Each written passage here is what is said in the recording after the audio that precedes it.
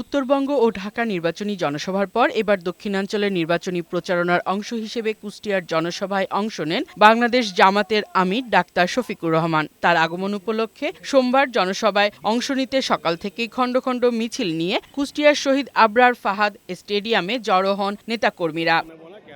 পরে সমাবেশ মঞ্চে হাজির হন বাংলাদেশ জামায়াতের আমির। বক্তব্যে ডাক্তার শফিকুর রহমান বলেন, ক্ষমতায় গেলে নারীর মর্যাদা ও সম্পদ রক্ষা করা হবে, বেকার ভাতা নয়, দূর করা হবে বেকারত্ব।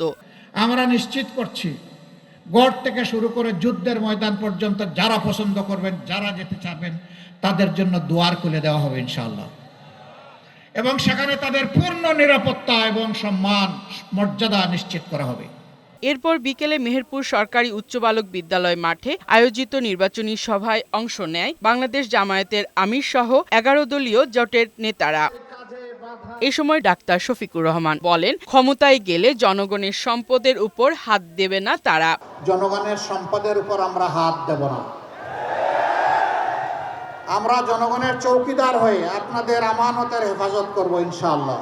একই সাথে গণভোটে হা ভোট দেওয়ার আহ্বান জানান আমিরে জামাত। ফারহানা শিমু, বৈশাখী সংবাদ।